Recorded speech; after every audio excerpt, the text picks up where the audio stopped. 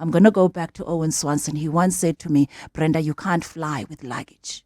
Listen, Owen, who is still my agent today. He said you can't fly with luggage. And what was I doing? Running back to the Eastern Cape as he was saying, Brenda, wait. Not in I was saying, yeah, but my home, my family. I need to make sure that my family is fine. If anything happens, then I need to make sure that we will have a roof over our heads. But when I gave birth,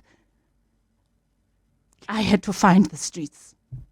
The Upside of Failure on 702 is brought to you by F&B Premier, celebrating 25 years of helping you live the premier life. Now, in our Upside of Failure, I cannot even tell you where I can begin here. But let me just start by saying that I am so happy and excited that this award-winning, phenomenal woman, Brenda Ngxoli, joins us in studio for the Upside of Failure.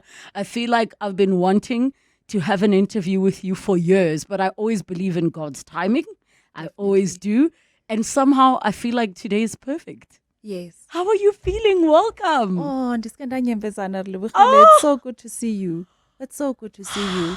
And it takes me back to, Home Affairs. Yes, getting to Johannesburg. Yes. We didn't even know what was action at that time. You know what I mean? So, yeah. If you're all wondering whose little voice that is, Brenda's daughter Sky is in studio with us. And I love me a working mama, because I would do the same thing. And I absolutely love that you've also brought her into your world for her to understand the world that you're in. But how have you been? Like, ma'am? It's been up and down. You know what I mean? It's since the last time we saw each other, it's been a lot. It's been, it's been the industry, it's been awards, it's been a whole lot of characters. Why do I feel like the last time I saw you was when you were working was it RGB? Do you know that where I see you last was at Home Affairs? No, I saw you at RGB after that. Oh my goodness! Yes. Look, RGB was a bit of a blur for me, particularly because I was young and you talking about gossip, and I don't think gossip was really sitting well in my blood. Yes, but it was a fun show, and it really did boost my career, which was absolutely fun. It took me out of my shell, so to say. Yes, actually, what was the RGB girl? Yes. But the reason that Home Affairs, for those who don't know, is so special for the both of us is because Home Affairs was my very first drama and television acting role. I was 18 years old when I got on that project, and that was also your first major role, which introduced everybody to the absolute phenomenon of an actress that you are. Thank you. I just remember that when I met you in person and then saw you on TV, I was like, what? And then of course, your star shone, you were in the commercial, and I still go to adverts or like voiceover recordings, and they will still reference that ad. Those are the things that make other artists don't like me. We're looking for someone like Brenda. We're looking for, and then they put your picture, and then when you walk into the audition, they're like, "Oh, Luana uteng, I'm here, girl. I'll be around, y'all. I'll be around. And you just hope and pray that you'll get the gig. Hey, listen, I am just so I definitely want to start off by just saying that I am so exceptionally proud of you, because I think people might not realize how much work goes into doing a drama of the nature that we were doing it, and having to do such, the stories we were telling of women. Yeah. It was just so powerful, and it's only now that I'm older that I recognize how powerful it is. Yeah. Do you look back at anything in particular, specifically around Home Affairs and your character, and look at it differently in a way that resonates with who you are today? Look, I mean, they say that you should be very quite, choosy about the characters that you play, because obviously, you are indirectly or directly, attending to some type of energy. I'm not trying to imply that if you play a murderer, the chances are that, you are going to, end up murdering people. Yes.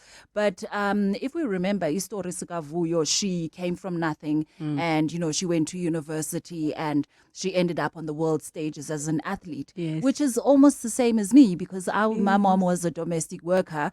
And then I came to Johannesburg, and then the next thing I became Brenda Ngxoli and became the breadwinner of like home. So yeah, I obviously I took away a lot of resilience. The story was about women in South Africa. It was a bird's eye view of different women in South Africa. Now that I'm a mother, Relebogile, the word woman sounds differently to me. Not mama, but woman. Yo. Female. Yeah, Bona. So yes, I believe that each and every character that I've played has prepared me for who I am today. Molded me, either removed me from certain paths or not. Especially, we're here to talk about Brenda Fassie. Ideally, I think now I was like, oh no, I would never play Brenda. Even when people were like, oh, Brenda Fassie, I was like, okay. But the universe decided. Before we get to even Brenda Fassie, I just want to take a step back to what you just said now. And I hope all of the women listening understand the weight of what you just said about the part of being a mother, which actually happens at conception, not even at delivery and birth. That everything changes and then you start to see a different picture of the role of woman in community, in society, and all of those things. But we're going to take a break. When we come back, we continue on the upside of failure. 702. The upside of failure. 18 minutes after 2 o'clock, and we are chatting on the upside of failure to the award-winning Brenda Ngxoli. 011 883 0702 and the WhatsApp line 072 702 1702. Before we went to the break, we touched on motherhood, and I still have not been able to find the words as to what the experience is, like a way to describe it in a way that, encompasses everything it comes with. Because in the same day, your heart can melt, and in the same day, you can want to sell them and put them in an Uber to the middle of the ocean. You know what I mean? Like, even in the same 5 minutes of the other day, my son just was screaming at bedtime. I'm like, but we do this every day. It's bedtime. Yeah. Anyways, then at some point, I'm laying in bed with him. I'm like, why were you screaming at me? And he said, Mommy, I was screaming because I was sad, but I was hoping you could lay in bed so we can talk about my feelings. And I wanted to cry because I didn't even know that process came to his mind of articulate. Yes, I need to talk about my feelings. I said, okay, what are you feeling? So he's like, firstly, I'm happy about you, but you made me sad. All in one day. I wanted to give him away, and then my heart melted. It's like when they fall asleep, like you struggle to put them to bed. Like you put your one leg out, and then the next thing they're like, mommy.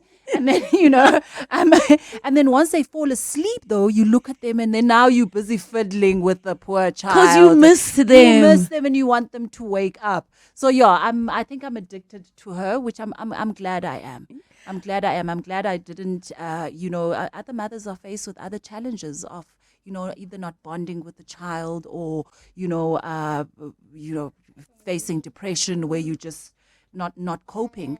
Or even just dealing with a special needs child. It has a different layer of complexities to it. But I'm not going to ask you to describe motherhood. I'm going to ask you to tell me how motherhood has changed you as an artist, as a craftsman, as a creative.